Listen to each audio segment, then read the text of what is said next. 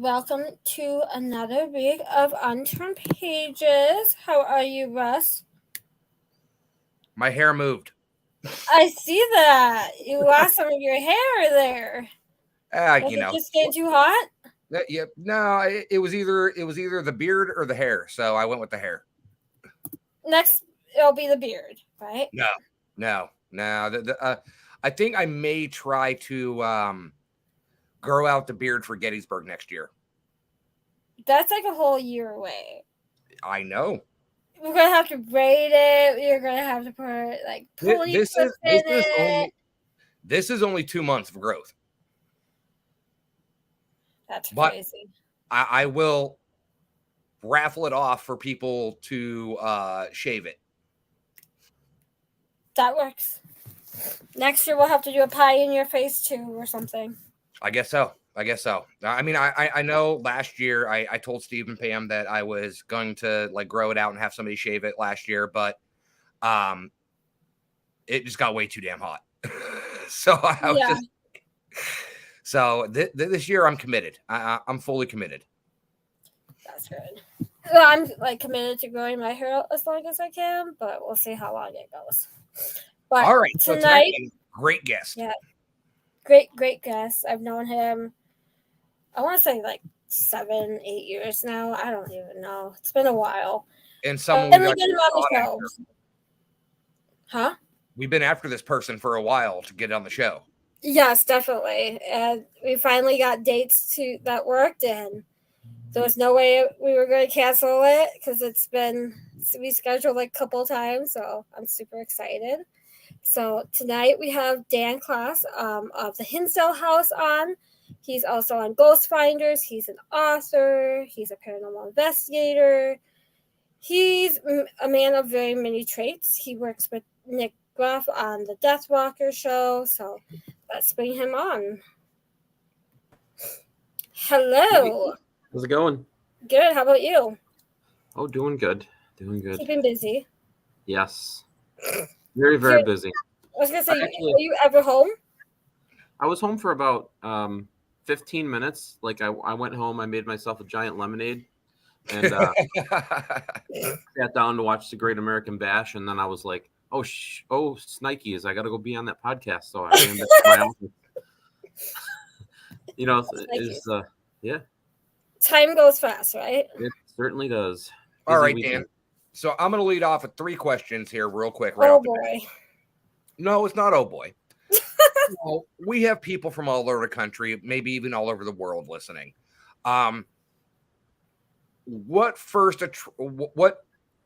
did you acquire the Hinsdale House to begin with? 2015. Okay. Secondly, as a location owner, I know multiple location owners, and they always say there is an inherent instinct to just gravitate towards that location. Was it something like that for you with the Hinsdale? It was more like, it was something that I became more infatuated with as I went there with my paranormal team. I had a personal experience there, and you see so many locations get torn down or not used for research, and at that point it was going to be torn down. And I, the people that were there were putting little thoughts in my head, and then one thing led to another. I put a bid in for it to try to save it, and then been working on it ever since. Okay, so for everybody out there, tell us a little bit about the history of the Hinsdale House. What's the folklore behind it, the stories, things like that? It's got so much history, so much folklore, and it's an ongoing research project for everybody that's involved with it. I mean, it started off with just knowing about this family that moved in there from the 1970s. This is kind of what made it famous. They started having like poltergeist activity. They started having things happening in the house where they would see something like a person on the outside of the house, run outside to see who was there, and nothing would be there. And then they'd look inside the house, and the person would be in the house. They were seeing a woman in white dancing around the pond, a child, shadow figures, not human creatures that they couldn't explain what they were. They were hearing like drum beats and whistles and flutes like coming from the forest. And just so many things that were happening. I mean, the youngest daughter was affected the most there, and her name was Laura. She was having like scratch marks on her. She was having, she was getting affected the most mentally at that house. And they spoke to a priest at St. Bonaventure University. It was all over the news. He came there and did a mass in the kitchen with the family. Things died down for a little bit, and then it came back full force. And then, he got an approval to do a structural exorcism, not an exorcism of a person, an exorcism of a house, which, this is even before the movie The Exorcist came out. So it was very taboo. Yeah. It's not something that you even normally would do, more like a cleansing or a clearing, but came and did this structural exorcism of the location. They had a film crew there, a famous psychic there, Alex Tanis, and they said like the whole house shook for 20 seconds, and then the film crew had microphones on the outside of the window, and they said it sounded like a screaming noise coming, and then it was cleared, and then it came back full force, and this priest, this priest was, I mean, if I had to say there was a cool priest, this guy was pretty cool. His Father Alphonsus Trabolt, he was into the occult. He was into respecting all other different types of belief systems and stuff like that. And he was at the local, he taught classes on it at the local university. But he basically said there's nothing more he could do. And then he told the family his best advice was to leave. And they hightailed it all the way out to California and got as far away as possible. So it was kind of almost like an Amityville kind of story. Yeah. Yeah. Yep. Okay. Definitely. All right. See, I've never personally, I lived in Ohio. I now live in Massachusetts, but I've never personally been to the Hinsdale House. And it's one of the places I want to go to check out and see, because I've heard so much about it. And I know a ton of people that have went. I mean, just this past weekend, you had an event out there with Mike Hatcher, John Ward, Yep. Melody Knapp, all of them, like a little camp out kind of thing. Yeah. Yeah, it's something that we used to do there. We haven't had one for a couple of years, and then Mike came up with the idea of running it, and I thought it would be a great thing to do. It's a good fundraiser for the house, and it allows a lot of people to come together and get to know each other for a weekend, and learn different investigation techniques from different people, and really just enjoy each other's company. And from what I've been hearing from the people that were there, Tom was there. He won a free ticket, Tom Donahue. He was there on Friday night, and everybody said what a great event it was. The food was mediocre, I guess. But I guess everybody didn't go hungry. So, hey, well, I mean, good. Yeah. Now, Jenny, I know right now you have a picture of the house up. Yeah. That is a previous picture. Yes.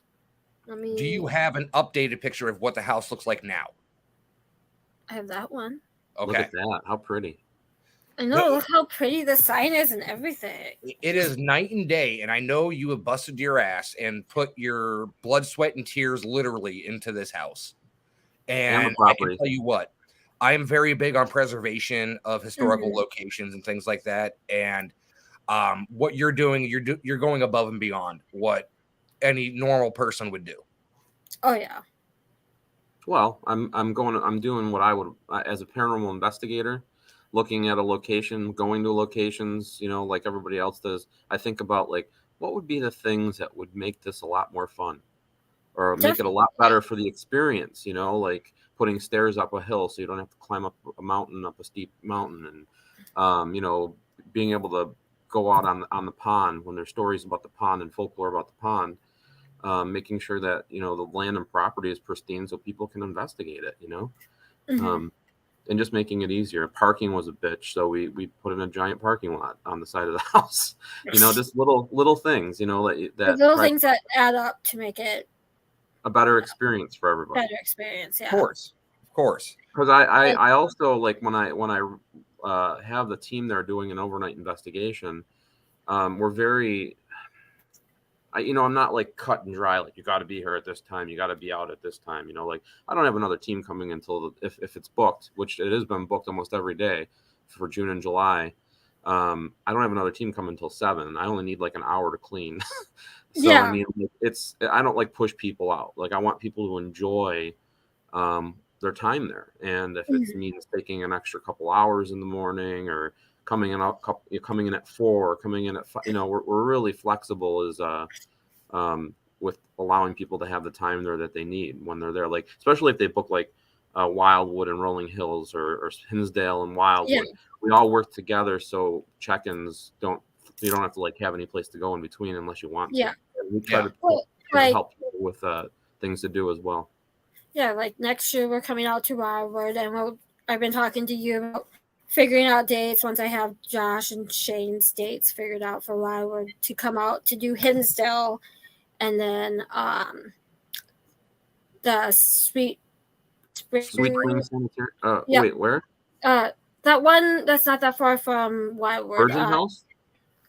Oh, so okay, yeah. Ed's place. Yeah, I think so. Yeah, I have to look it up. I can't remember. It's the one that has a hot tub is all I remember. Yeah. Well, Thomas Donahue did say the outdoor plumbing was absolutely like fantastic and accommodating. Well, for an event like this with more, a lot of people spending a lot of time there, this little house's septic system and well pump was not made for 20 people. So in the past, when we've had them, we've had the water stop working. So just anytime we have more than 10 people staying more than one day, I always try to get like a porta potty brought in or something just to make it easier. Better safe than sorry. Exactly. Yeah. So what got you into the paranormal in the first place? I believe you lived in a haunted house or something like that. Yeah. I mean, they actually did a story about it on Travel Channel. It's called My Paranormal Nightmare, if anybody's ever checked it out. But my sister was actually on the show with me, which was really cool. And we were able to talk and tell our stories about growing up in this haunted location, where everybody thought we were crazy. All the things that were happening in the house, like coming home and seeing crayon drawings on the ceiling and a crayon sitting in the middle of the living room, or having my sister's dolls. She was a neat freak with OCD. Every time she left the house, all of her dolls were put on her bed, like neatly. And if they were moved and sitting in the middle of the floor when we come home, and of course the only brother always gets blamed. Of course. So I always make them pay to this day for me getting in trouble for stupid shit that I didn't do. But it was a whole bunch of it's weird because now that we were doing the story, then my mom came out and started talking about the shadow that she saw in the basement, and my dad said something, and my other sister said how something saved her life in that house. So it wasn't malicious or anything like that. It was what I believe are two child spirits that lived in that house that died from my research, died of cystic fibrosis.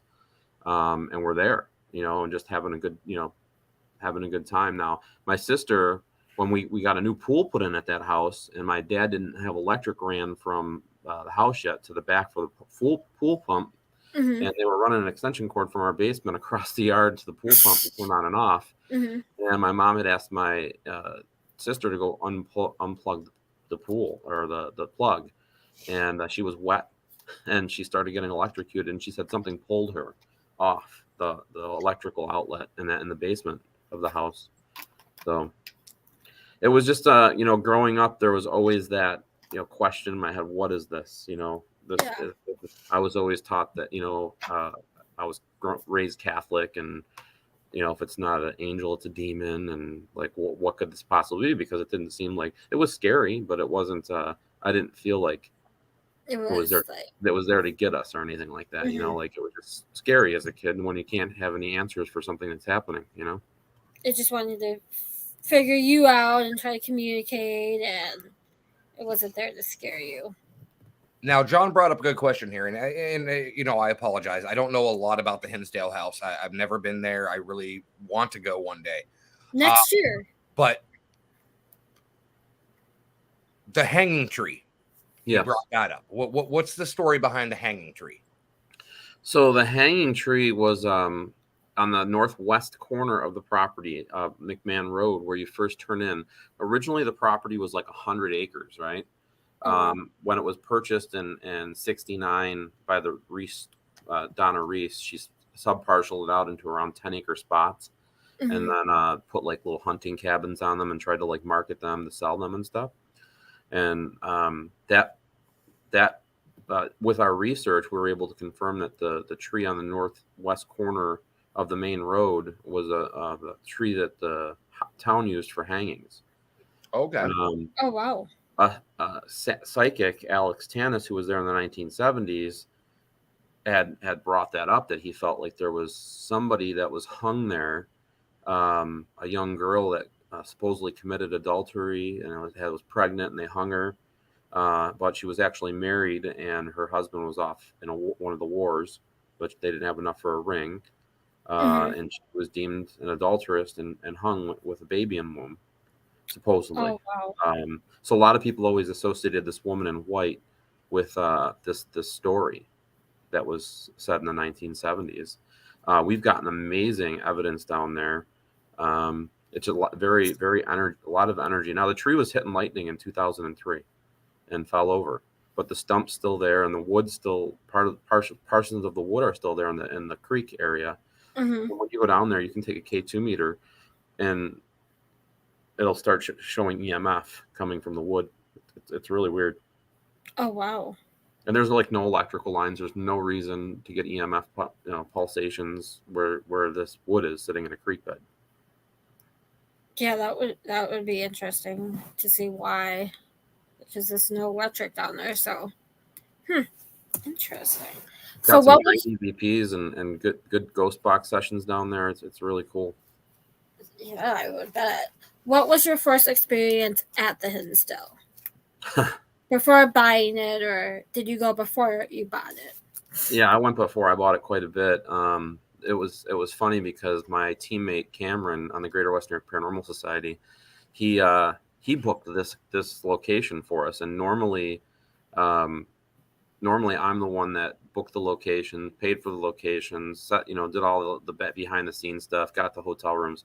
He took care of this one, and he's like, I'll brief everybody when we get here. When you get here, just, this is the date and come on down. So we knew nothing. We were going in blind, and it was December. I remember that because, I was driving my front wheel drive car up these mountains in the southern tier of New York State, trying to get up these hills and stuff. And I almost didn't make it, like it was so slippery.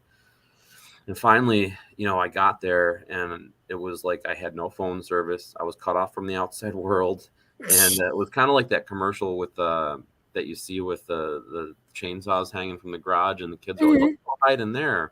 That's what I kind of felt like pulling up to this house, because it was a shell of what it is today. It was. You heard banjos playing in the background, and kind of like you're like, do I want to get out of here? But I knew nothing. I knew nothing about it. It just was creep factor because, you're cut off from the outside world. We had no internet. We had no phone service. And I had a 2-wheel drive car. And if it snowed out, I could be stuck there for a long time. And we only had heat in one room from space heaters, and electric only in one room. That was it at the time. Oh, wow. If we got in there, and the thing that really stood out to me is there's, it's the middle of winter. It's below freezing in the house, except for the one room. And there's flies buzzing around in the kitchen and upstairs. And I'm like, this is really odd that there's flies buzzing around in the middle of the winter. We went into the living room and sat down, and he goes, let you watch this first before we get going. And he put the episode of A Haunting on, A Dark Forest, which is based on the story of this family that lived there in the 1970s. And I watched the show, and then I looked at him and I said, this is not, we're not, we're not in the house that this failed. Actually, I was like, he's like, yeah, cool. I like, no, not cool at all. Not cool at all. That's kind of something you want to mentally prepare for. Yeah, something that you kind of mentally want to prepare for when you're going into something like that.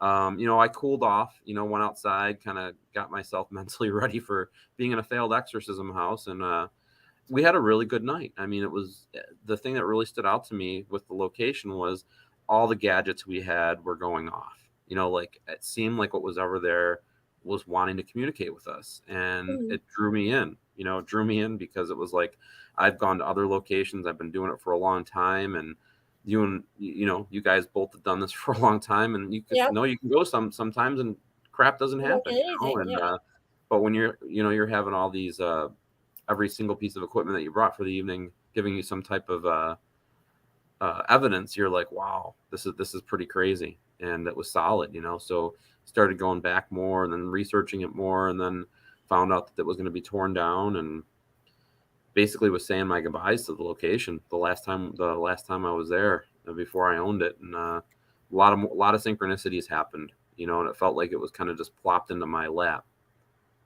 Well, everything comes full circle. Yeah. That really does. Location you went to, you're like, oh hell no, nope, and now you own it. Nope. Now you own it, yeah. The funny thing is when we were basically there, we were filming it. It's up on my YouTube page, and it's got like over 100,000 views. But we were saying goodbye to the location, and I started researching more people that lived there. You know, like, and I found out that there was this older couple there named the Misnick family, and they were there, the last couple to live there, to 1986, and they were both passed away. So when we were in the kitchen, it was just me, Cameron, Tim Shaw, and Michelle Ball, and we were getting filmed, and they're talking about the exorcism, and we were getting nothing. And then finally I had just a K2 meter in my hand, and I said, Flo, are you here? And I got like a static sensation on my arm. You know, it was just like unbelievable, and it went all the way up to 500 milligauss, and I was like, whoa. And I continued to have what I felt like was a conversation with her. And I asked her to hold my hand as we went up these stairs here, and the K2 meter stayed lit in my hand all the way up the stairs into the master bedroom until I tried to cross over into the portal room. And and then the next morning when I posted a picture of the Hinsdale house on my Facebook page, I got a message from Flo's granddaughter, Jackie. And I was like, and I had never met her before. And she's like, that looks like my grandparents' old house. And I said, who's your grandparents? She said, Flo and Joe Misnick. And I'm like, man, all the synchronicities kind of coming together. Yeah. And the same with like the financing for the house, like getting the financing together for the house, like everything just came together. Like, and I didn't know how or it was going to happen, but it did. And it's crazy. It was meant to be. Yeah. It was meant to be. Something in the universe was guiding in that direction to save this place. I feel that, yeah.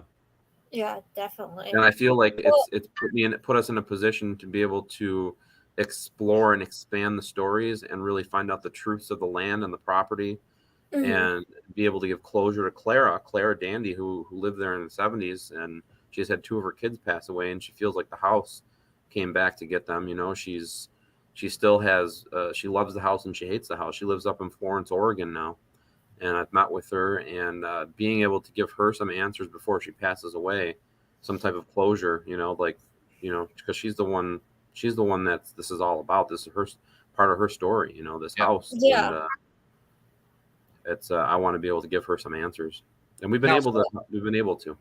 Now, something you brought up during that explanation makes me interested, because I've heard it from both sides of the spectrum here. When going into a location, do you prefer to go into it blind, or do you prefer to go into it knowing? No, I like to know. I mean, I get going in blind, especially if you have any type of psychic abilities, but I think knowledge is power. You know, like, I feel like the more I know, the more I can connect. And that's try to connect with what's there. So, but do you feel that detracts you from focusing on other parts of the building or location because you're going to the quote unquote hot spots versus just exploring? It's both. You know, it's both for me. This house is not tough because it's only 1,100 square foot. The land is 10 acres, but you know, it's that's kind of like with the location. Since I've had the house, and actually before I owned the house, we've been taking notes from the teams that have been there. You know, just like I have them here, like I just digitized them, and I have like it's like all journal entries. You know, like it's really cool of all the teams. And these are journal entries from 2012. You know, like of teams that have been there, and just being able to have all that data available to teams that are coming there, it's important. I think, I don't know, like, knowledge is power, and I feel like it can help. It doesn't mean don't try new things. It doesn't mean don't check out an area that hasn't been too active, you know, like, because you just never know. You know, I don't ever let that deter me from if somebody says, well, this is the busy room, and this is the busy room, yeah, I'll check those out, but I'm also going to check out the other ones as well, because you just never know if maybe I'm going to connect or what's going to happen there. So Yeah, definitely. So what is the layout of the house for people who haven't been? As if you're walking through the front door, what is the layout? So as soon as you walk in the door, you have the main kitchen, which you can see in that picture. The picture that with the window through the doorway, that is a bedroom with 2 beds in it. That used to be. I have all the rooms named after the Dandy family kids that lived there, because it's a 4-bedroom house, and that was Michael's room. Now, he died in a car accident a couple of years ago, on his way to go visit his mother, and he was a jokester. He people have been connecting with him now that he's there. And I asked Claire, I said, why would he come back there? And he goes, I know why he'd come back. And he thinks a lot of it has to do with his sister Laura, who passed away, unexplained death. That's the master bedroom that you're seeing right there on the left. Those are the stairs to get up to the master bedroom. If you go up those stairs and turn to the right, that is Laura's bedroom. That's a small bedroom off to the right of the stairs. The left would be the master bedroom that you're looking at in that picture. Also off that master bedroom is another doorway that leads to another small bedroom, which was Mary's room. And that's the room they actually blocked off in the 1970s. They boarded it up because they felt like all the energy was coming from there. That room for me is that's the only room I've never slept in. Like I feel like a different energy in that room. When I bought the house, it was infested with honeybees. They were there in the 1970s. Like when Clara's book, she wrote about these bees from the moment they moved in, and it was an old colony. There was like 500,000 honeybees in this colony, and I didn't want to kill them, but they definitely couldn't have tours and have people come into the house with potentially bee stings and stuff like that. So it was a process. It cost a lot, but we had to get the floor brought up, have beekeepers come in and find the queen and get all the bees out of there. And then, oh my God, the honeycomb was amazing. I got to take a bite out of one of them. That was some old ass honey. It was good, but it was it was been a process, and then they try to come back, and so it's something you have to just keep up with. It was with an old farmhouse, you can't just let it go. So that's something that we do every year. We have to have the house sprayed and treated, because it's just old 1853 wood on the house, and any critter is going to want to get in there into the in between the main wall and the wall and make that home if they could. So of course. But yeah, that room upstairs would be the master bedroom and Mary's room, and then there's one closet in the house. That's it. And then I have like a little storage room as well. The bathroom's off there. The door to get into the basement is in the bathroom. So it was interesting. Yeah, it was, definitely that door, creepy. The toilet used to be right next to the door, and sometimes you'd be sitting there doing your business, and the door would just start opening, and you're like, "Oh no!" Oh no! Give me some time here. We put a lock on it now, and I've remodeled the bathroom. It's probably the nicest room in the house now, with the new floor and new shower and all that stuff. But yeah, it's definitely a lot of energy in the bathroom too.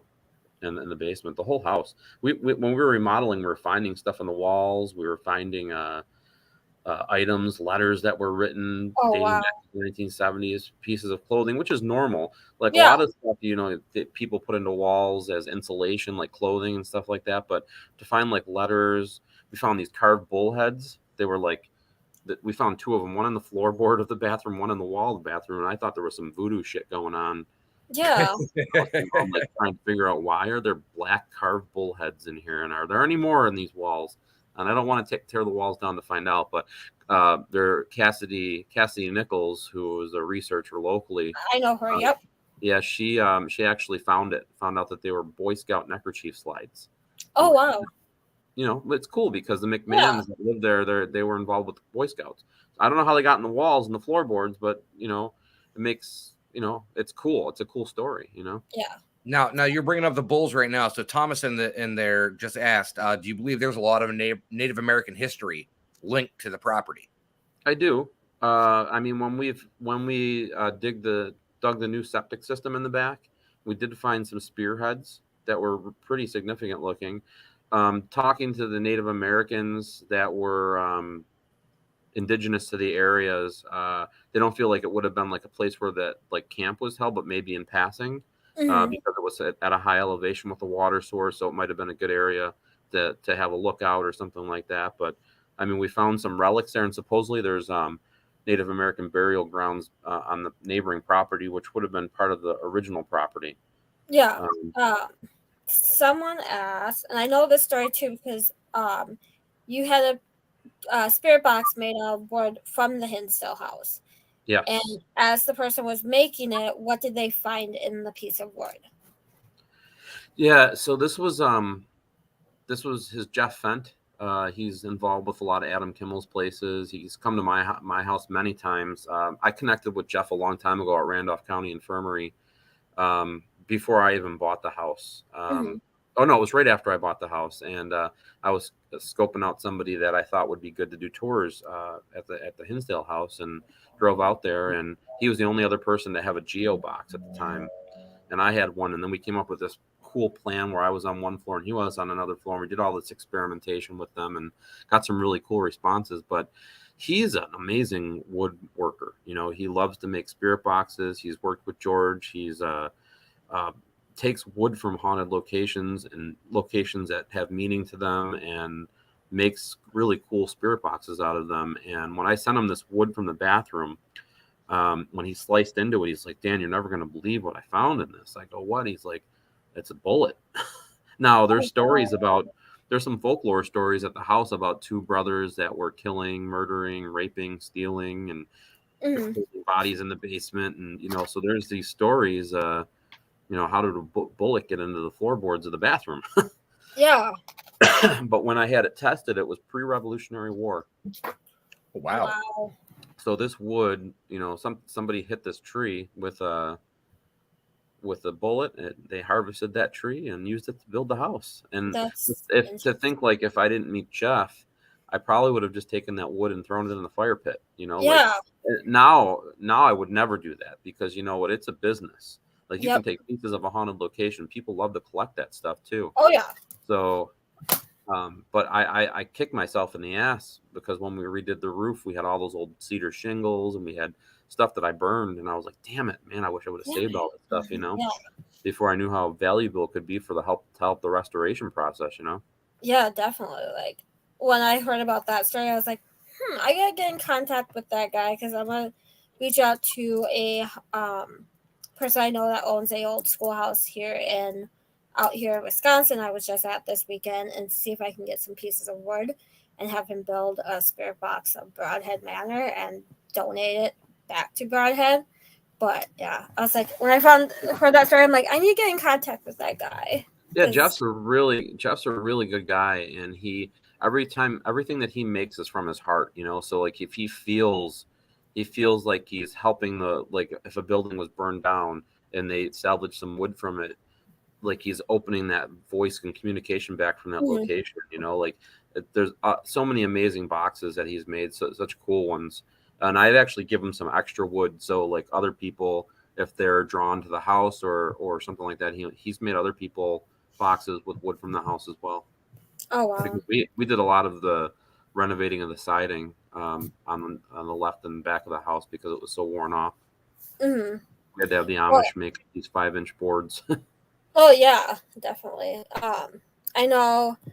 Before you had bought it, someone owned it that me and Russ were commonly known to be friends with at that time, and he and Russ came out to Wisconsin. Who did? What year was that? We don't talk about that. We don't talk about his name. Who? Are you talking about Conley? Yes. Oh, yes. No, it's not Conley. Oh. There's not? It was the second proprietor. Who are we talking about now? Okay, Chris Conlon. Conlon, yes. Well, Chris Conlon? Yes. Yes. I didn't know that he was a proprietor. Not on the deed, he's not. He ran it for Billy. Yes, he did. He did do tours and stuff there. Yeah. So he came out with Russ to Wisconsin, and he didn't know at the time that he had a spirit from Hinsdale with him. And I guess that spirit didn't want to stay with Chris anymore. And when our energies passed, like connected or whatever, that spirit came to me as a spirit attachment. So I have like a personal connection to the Hinsdale House.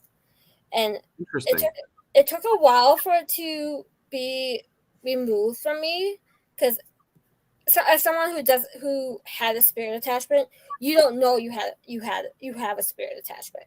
Other people can see it in you, and you can show like signs of it.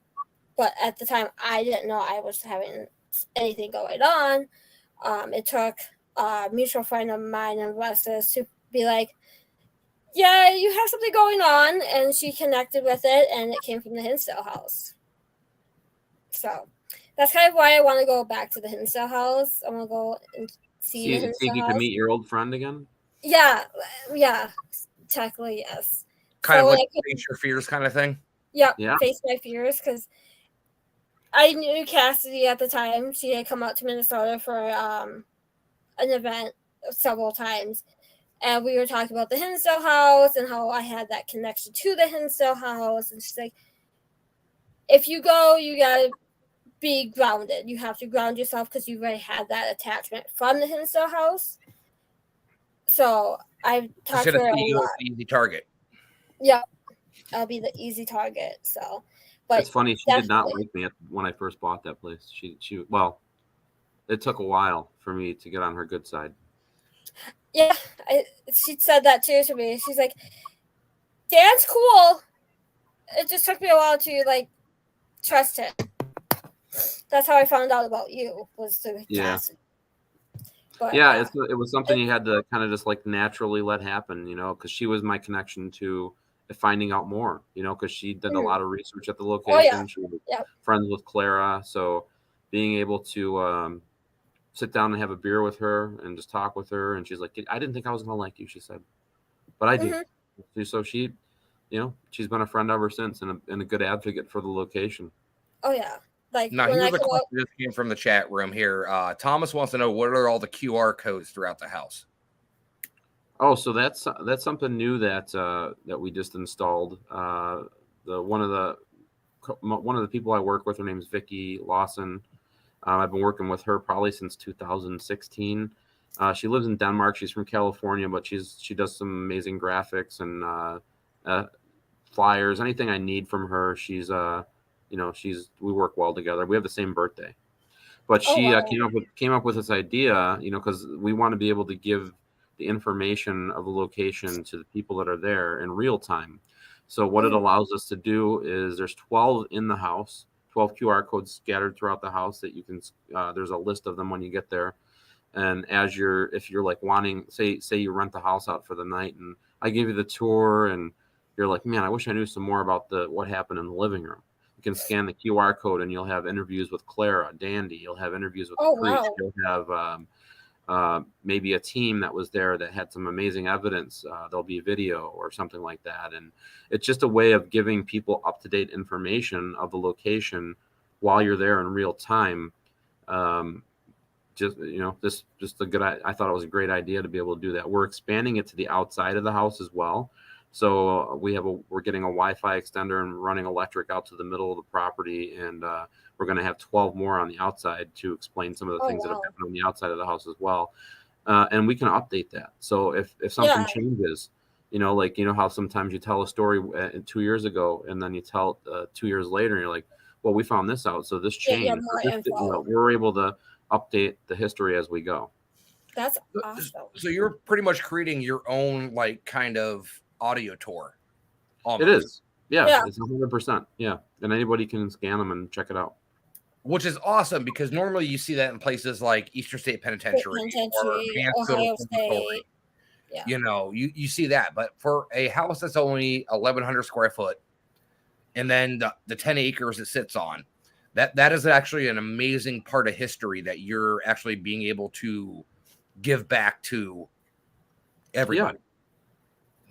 Yeah, I feel like it's like I said at the beginning, I said information is power. So being able to give everybody the correct information, like maybe they forgot the name of somebody or maybe they forgot this or that. That's why I have all the rooms labeled. That's why I have the QR codes. So when people are there in live time investigating, it can give them more power in their investigation if they so choose, you know? Definitely. So I Okay. know Go ahead, Jenny. Go ahead, Jenny. you and Nick filmed like a documentary or something about the Hinsdale House. Has that come out yet? 'Cause I know No. you connected with Clara and was incorporating her into it as well. Yeah, she's definitely a big part of it. But we've decided to because of we wanted to add a lot of things into it. And we just finished filming it, and then we decided to release it as a 2-part episode of Deathwalker, as opposed to just putting out a singular episode Oh, of. yay! So in season 4 of Deathwalker, there'll be 2 episodes of Hinsdale House, with what we found and involving Clara, involving the local police department. Cassidy will be in it. A lot of people that Cassie said vowed she would never go back to that house, and I got her. That's what she told me several years ago. She's like, I will never go back to that house. Well, we interviewed her inside the house. Okay, so when I come out next year, I have to connect with her again because I think I've lost connection with her over the years. Because you know how Facebook likes to unfriend people, and well, she's got rid of her Facebook, but I can get you connected with her. Yeah, get me in contact with her again because it's been a while. But yeah, I'll have to get in contact with her before I come out next year because I'm definitely coming to the Hinsdale House. So, awesome. But yeah, so Jen, I just gotta say I'm kind of proud right now at this moment. We got Virgil Kane. He's saying hello from Manchester, England. Oh, hey, Virgil. Hopefully we'll be seeing you in September, huh? Are you going to England in September? Yeah, I'll be at the Festival Unexplained. It's the third weekend in September. Okay. I was there a few years ago. It's an amazing event. Dave Schrader's going this year. Rob Thompson's going from the Ghost Finders with me. They got an amazing lineup, and it's Daryl's going from Ghost Hunters, and it's just one of those type of events that you go for the weekend and you become friends with everybody that are there, and you investigate with them, and you go do a couple tours with them, and you eat breakfast and lunch and dinner with them, and by the time the weekend's over, it's like you just went to camp as a kid, you know, except the paranormal. Yeah, you can say that about Michigan Paragon too. It's like, and then the other one that really Little Traverse Bay Paracon. I don't know if you've ever been to that one. Not yet. That gives the same vibes. You know, you get 100 people, 150 people there for the weekend, and everybody's in the hotel and everybody's hanging out for the whole weekend, and it's fun. Yeah. That's kind of the vibe I get from this event. Well, Dan, you know it's the same way with Gettysburg as well. Yeah. Oh yeah. 100%. Yep. You go there and it's like you blink an eye and it's over. I know. Yeah. That's what it felt like a couple of weekends ago. It's like it was Thursday and then all of a sudden it was Sunday. Everybody was packed up and gone. I was like, it's such a good feel good event too. Like it is. You know, like there's no drama. There's no bull crap. Everybody gets along. Yeah. Everybody's there to have a good time. You're seeing kids with cancer that are getting their wishes granted. You're seeing money raised for veterans, and it's like, and everybody's part of that. Everybody that's there is making a difference by just being there, and it's in such an amazing event. So glad that I can be, all the years I've been able to be part of it. Just go and hang out. So yeah, definitely. So when does season 4 of Deathwalker come out? Do we have a date yet? No. So should know soon. Good, because I already finished season 3, and I'm like, okay, I want more. Like, it's that good. It's like you're itching for more. Thank you. Yeah, we put our blood, sweat, and tears into this. It's basically just the 4 of us, and our editors, and it's not a big crew. It's an idea that we came up with to try to circumvent the whole we're Network. a network crap, Yep. So we own all these episodes. We have a sales agent, and the process is a little bit more timely. But now that we're in and it's streaming, and hopefully we'll have some good news in the next week or two of when we can, where it's going to be streamable, and Nick will be announcing that when the time comes. Awesome. Well, before that happen, before season 4 releases, we'll have to have Nick back on the show, because I know he loved coming on the show in January. So we'll definitely have to get him back on to talk about season 4. Yeah, when it's time to start promoting it, I'm sure he'll want to get on as many as possible. Of course. Oh yeah, definitely. And So maybe Jenny, now now that you brought up Deathwalker, so Dan, I know you're involved with Deathwalker. You're also involved with Ghost Finders. Mm-hmm. So tell me, between the two shows, what are your 3 favorite locations you have investigated? Because I know you've traveled quite extensively. You cannot say the Hinsdale House. Yeah, you cannot include your No, I mean, there's so many. I mean, even places that weren't involved with the shows. I mean, the shows are amazing. Being able to go to these locations and have exclusive access to one of the number one places on my list is the Winchester Mystery House. Just being able to go in there alone at night, nobody there, and having full reign of the location. It was just, I crave more. I want to go back, so bad, and be able to have the same experience I had when we filmed the Ghost Finders episode there. And it's the thing that stinks about making a television show is you have to sometimes sit back in a green room until it's your turn, to go film your spots when you're, because it's got to be kind of like boom, boom, boom, boom, boom.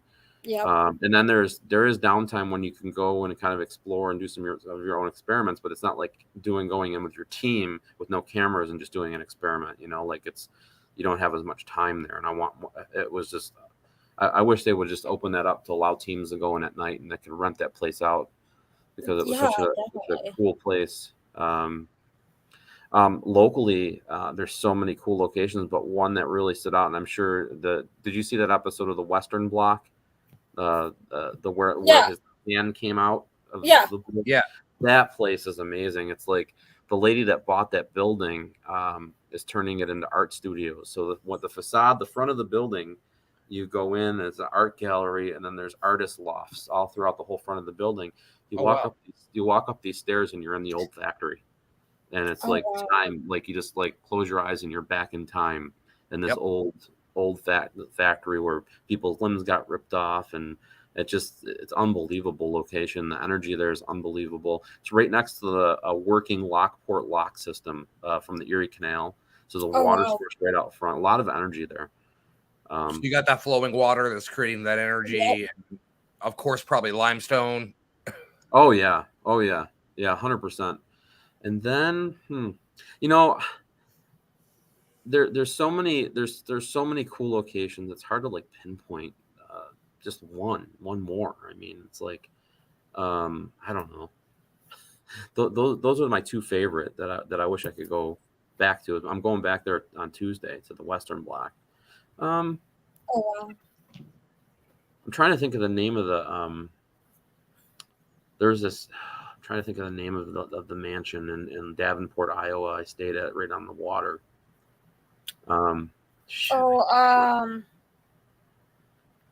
Kelly always does events there. Yeah.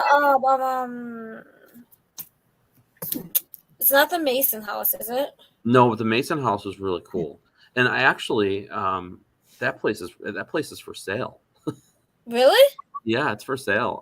But it's funny because the history that I found out about that location, the proprietor of the Mason House Inn was actually from Franklinville, New York. He had a woodworking shop in Franklinville, New York, which is about 20 minutes away from Hinsdale. And And then he went and opened up the Mason House Inn in Iowa, in this little town. And it's like, I was there and I'm like, wow, this guy has lived most of his life in Franklinville, New York. And here I am in this inn that he built. So a possible new location for you? No, I don't know how I'd be able to manage it. you know. Find trusted people. Yeah. Hold on, I'm gonna Google this place because Is it the Renwick? Renwick Mansion. Thank you. Yep. I knew it was like something like that. It was like it started with an R and it was right in Davenport. I knew that. Yeah, so it was me, Coyote Chris Sutton, Kelly, and we were there. She had an event. She had me out to do an event there, and it was the first place I ever met Madison Smith. And she was Madison, yeah, that's another person we need to get on. Definitely. Yeah, she's great. But she it was her first investigation, and that night me and Coyote Chris were the only two there. We got to sleep there. And I got awoken to the shutters being flung open in my room, and there was nobody there. I felt like a servant or something said, "Okay, time to get up," and slam the wooden things open in my room. I was like, "Whoa, okay, this is pretty cool," because I slept pretty well there. It was like a comfortable feel, but I just felt like it was time for my daily routine to start. Time to get up and get to the event. Start your day. But that place is amazing, and it's got the lookout tower. You can climb up to the lookout tower, and it overlooks the whole like logging river that they have there in Davenport. It's really cool. Well, I do have a location for you in Wisconsin if you want to ever bring Nick or ghost finders out there. It's called Broadhead Manor. It's an old school. I think I've told you a lot about it. It's an old school. The owners right now, Bill and Ron, are super sweet, super hospitality. Like, they will make you food. They will get you anything you want. I'm there. They make food. I'm there. I love food. Yeah. So next year we'll have to bring you guys out because it is such it's a newer location in the paranormal field. Natalie Jones, Patty have been there. Rob's been there.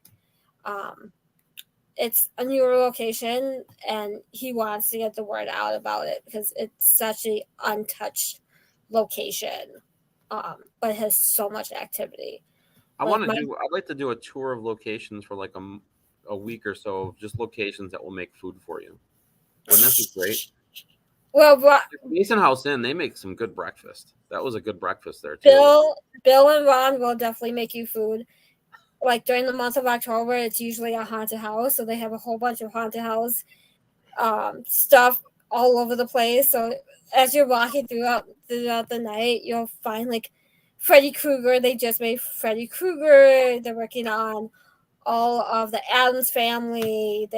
It's crazy, but the activity there is off the hooks. Like my friends had like 4 spirit boxes going throughout the whole place.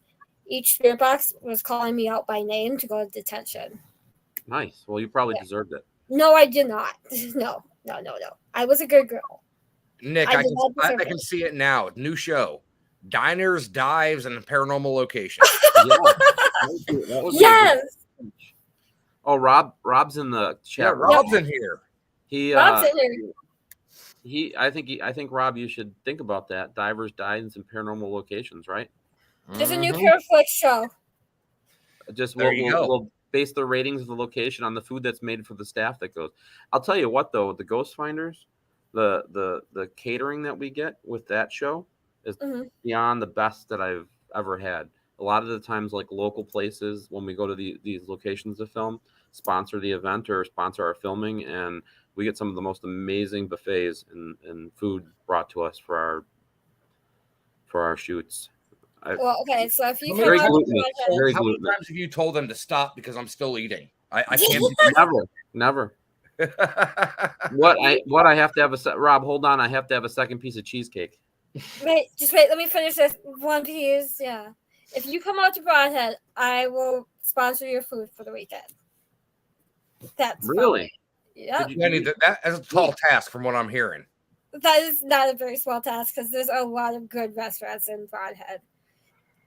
There's some really good food out in Broadhead, which is kind of really cool because it's all like family-owned places down in Broadhead.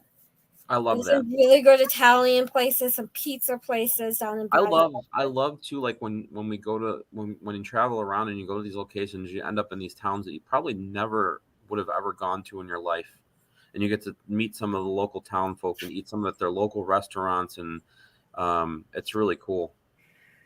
Going to Rob's these like, little, you say that until you know how many of our cast and crew there are there.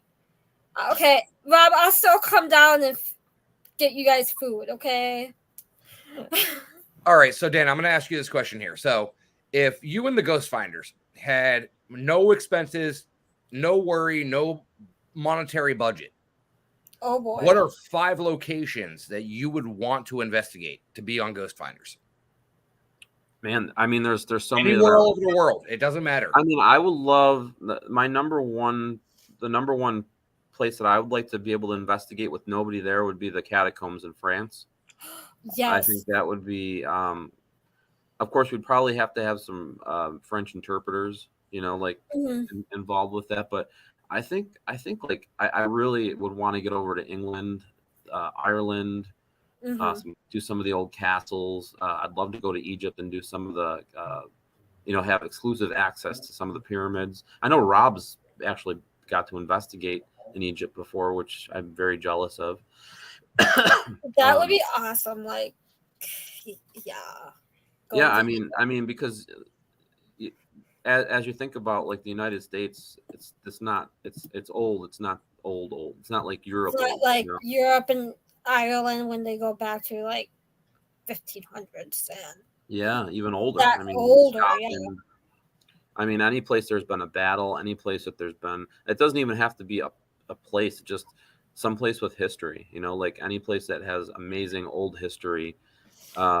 That we could investigate exclusively would be amazing. Now, I've caught some backlash for 2 of my answers. What's that? And people sometimes agree, sometimes they don't. 2 of the places I would love to investigate, not only just for the paranormal factor, but for the historical factor, is one Chernobyl.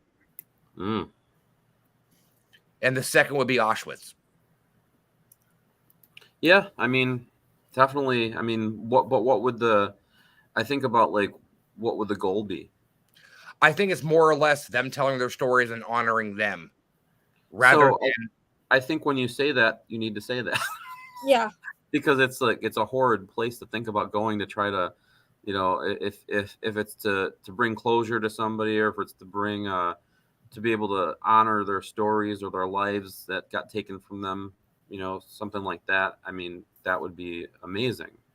But I think that you got to put that together in one sentence when you say Auschwitz. Well, I agree with you. And it's not for the mortality factor or anything like that. It's for the simple fact of such horrendous acts were committed at this location. And it's, as our jobs as paranormal investigators, our jobs are to tell the stories of the people that can't speak their voice. Right. Definitely. So that's one of the biggest things. Like we always say, there's no paranormal without the history. So exactly. So Jenny, I'm going to break out my question here. Okay. 5 investigators, including yourself. Cannot say Rob Thompson. Living or dead. Fact or fictional. Investigators? Yes. What paranormal? It doesn't have to be investigators. Oh. 5 people. Anyone. Damn, you said people. I was going to pick Scooby-Doo. You can. People said that. 5 people, fact or fictional, living or dead, create a team of 5 people and plus yourself. Wow, that's crazy. I'd want to have maybe, okay, let me throw Sylvia Brown in there. Because I want to have a good psychic, right? Since I can't pick Rob. Sorry, Rob. Sorry, Rob. You don't count because he investigates with you already. Can't say Nick either. Dan, you're fired. Oh no, you can't. You didn't say I couldn't say Nick because I would pick Nick. Nick definitely. I mean, he's amazing to investigate with. He's amazing. His whole thought process about how he goes into investigations and is really. I've learned so much from him. Double fired. I'm sorry. I didn't mean to bring heat to Ghost Finders here. I'd also, I mean, his wife Tessa is amazing too. She's great. Okay, since they're bulked together. They count. Okay, we'll bulk those two together. They come as a pair since they're married. Exactly. Let me think. I love fact or fictional, living or dead. I love our witch Megan. Should I pick the whole Ghost Finders team and not Rob? Well, he's fired you 3 times. I know. I'm done. I'm okay, you triple can say fired. Ghost Finders, but they count as one. All right, we'll pick the Ghost Finders because that will give me the good array of people that I'm used to working around. So what do I have? 3. I have Sylvia Brown, Nick Groff, and his wife, and the Ghost Finders. 2 more. Yep. Add some fun in there. Dan, don't come to me for unemployment checks. I'm sorry. Well, the pay is too good. He can't fire me. He can't fire me. He needs me. Maybe a good scientist. Somebody that can come up with some good, like a good tech guy, like Austin Maynard or Jay Prather or something like that. Take one of those guys with us, get some good experiments going, come up with some out of the box experiments. Mm-hmm. So we'll pick one of those guys. And then what am I missing here? So I got what about Steve Halte too? We'll take him. Who's he? He worked with he's a student of Frank Sumption, and he's makes some amazing tech and some amazing boxes that I've used, and he's really good out of the box thinker as far as his investigations go as well. He'd be a good guy to have on the show too. Oh yeah, definitely. We'll just have to pick Dan's brain about future guests. Right. I mean, he's already given us. Oh, you know what? Since I have Austin or Jay Prather, I'll take Cassidy just because of her ability to research. It's amazing. That would be good, yeah. You always have to have a good researcher. Once you get me her info, I'm gonna have to get her on the show because I haven't talked to her in a while. Yeah. All right, Dan. So we're running over, but who cares? I don't give it. It doesn't matter. So give yourself a shameless plug here now. Tell people where they can find you, what you're doing.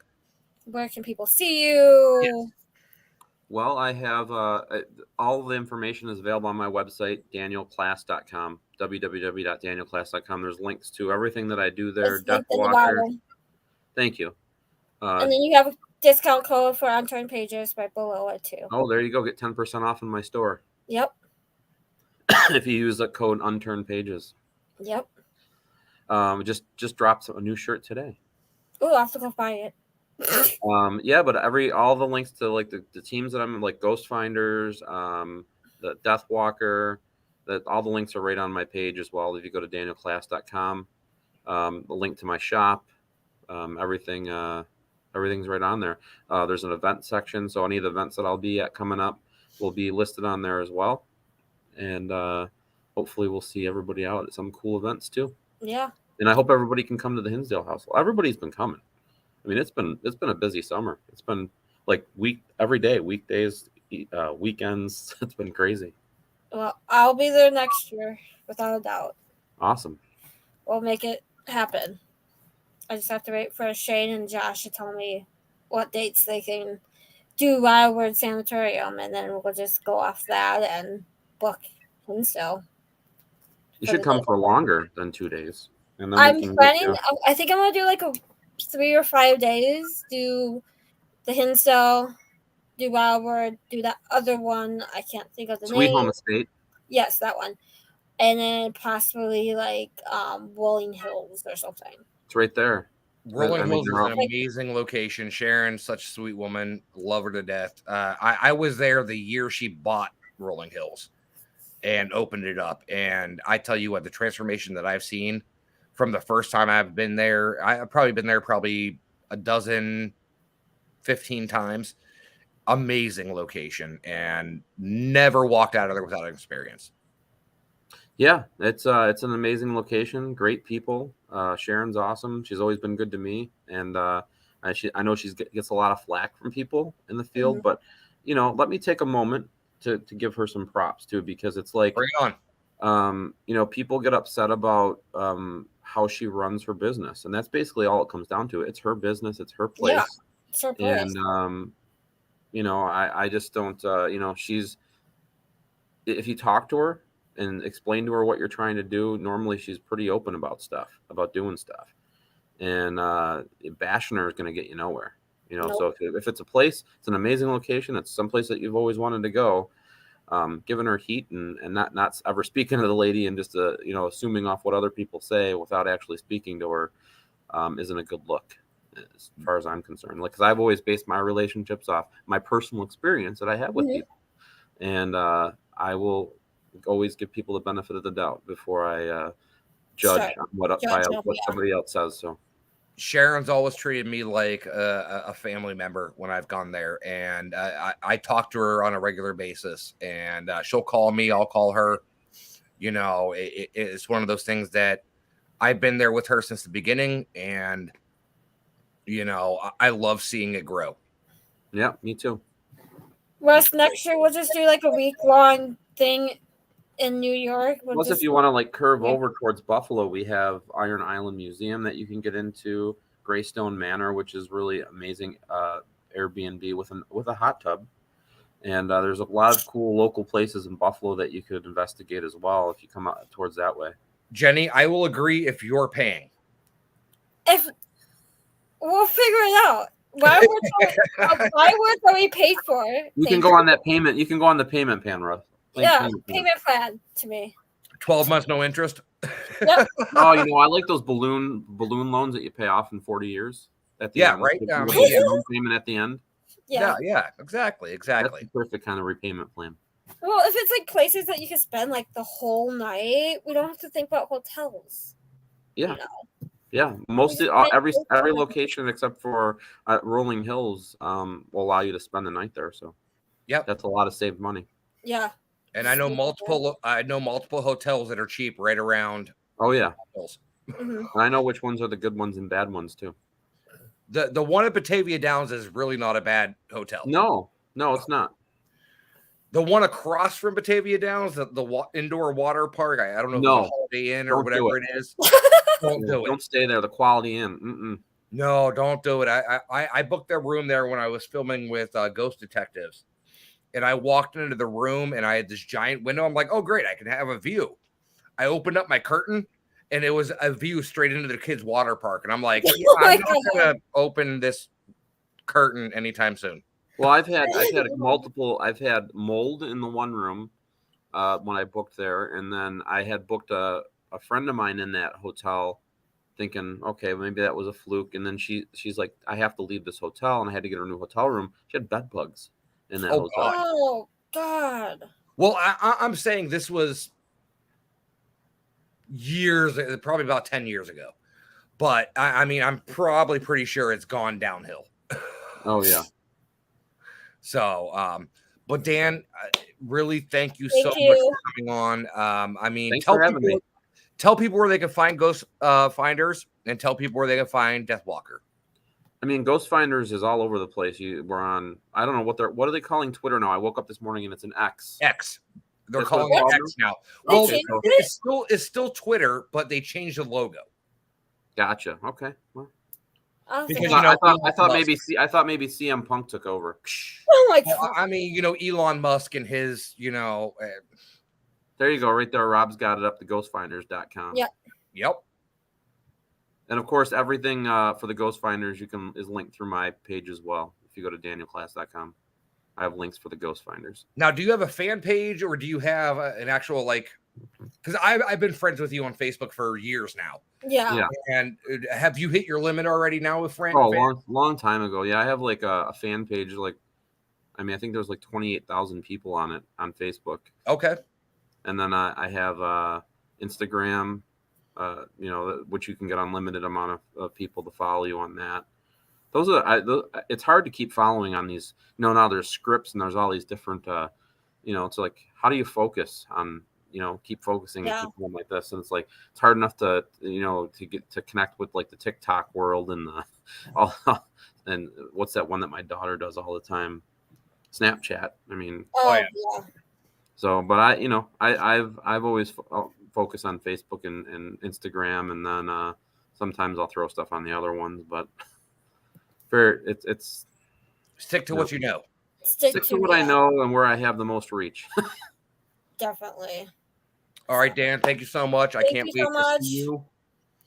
All right, we'll see you guys soon. Thank you so much. Of course, Frank. Thank you very much. Yep. So next week we have Kathy Hain of Fort Wayne Paracon coming on to talk about the newest Paracon in the Midwest. Grant Wilson will be there, Dustin, and so many other great people will be there. So I'm super excited to talk with her about this upcoming Paracon and get some advertising done with her about this great event. Since the last event in Fort Wayne was not so great, well, she wants to make this one the best possible. So now, one thing I did want to bring up before we go off the air here, guys, we are lucky enough to be an official sponsor of Warner Paranormal Preservation Society, based out of Rockland, Massachusetts, ran by Matt Warner, and great locations. We're running 2 right now: the House of Hurt and Pain and the Heart Stuff Hall, and we have events going all the time. I'll have Jenny link it in the bio and everything. She's doing it right now. But Bonnie, of course, enchantedawakenings.net.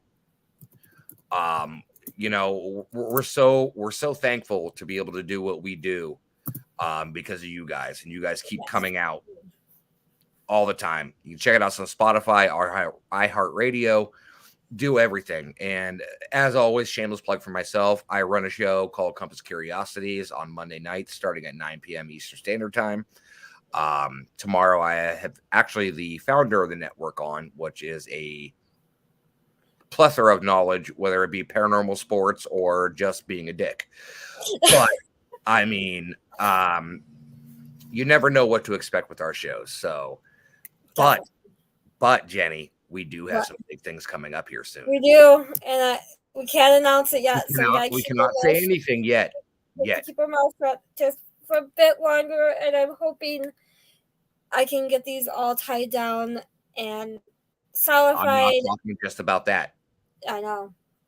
There's some big things happening with Unturned Pages, so keep an eye on our Facebook page. The month of August, I'm trying to pull up our schedule a little bit so we can kind of plug that real quick, since Bonnie, I'm sorry I can't help you talk a lot. I'm sorry. Jenny, yes, she does need to talk more. Who? Me? What? Jenny's mom. Sorry, Bonnie, I know I'm going to catch shit for that. She says you need to talk more. Oh, shush. Yeah, then I start talking and she tells me to shut up, so I've got to find the medium. It's different when you're yapping in her ear rather than listening to you on a radio show. So let's say next week is Kathy, and then August 13th we have Connor from Paranormal Encounters on, and then in the 20th we have Daryl Mortensen on again. He was our first guest in 2021. He's coming back on to talk about his new book, The House of Willis. House of Wills in Cleveland, Ohio. Yes. Sorry to correct you. Sorry. Yes. And then the 27th, Russ will have a guest on because I will be coming home from Michigan Paracon. But yeah, there's some great things happening for us. And Jenny and I are both doing things a lot behind the scenes. Mm-hmm. And trust me, if you're a supporter of Unturned Pages, you're going to want to stay tuning in. I promise. Go like the Facebook page. I'm going to try to create like a Patreon page as well. Because you never know. We might be doing some giveaways. We might be doing some fun raffles. You never know. That's just a little hint of what's coming to Unturned Pages. You never know. So stay tuned. Stay updated on our Facebook page. With that being said, guys, thank you again so much for coming out with having Dan Klaes on again tonight, or not again, but for the first time because he is such a busy man. You guys are amazing. And like I said before, you're the reason we do this because you guys are absolutely behind us 100%. Definitely. Without you guys, we would not be here. So come back next Sunday, 8 p.m. Central, 9 p.m. Eastern, and we'll go from there. But yeah, some big things are coming. So in the infamous words of Jason Haas, until next time. Okay. Have a good night, everyone. On to the next. On to the next. Yes. On to the next. On to the next. So everyone have a great night. Have a great week. We'll see you back next Sunday.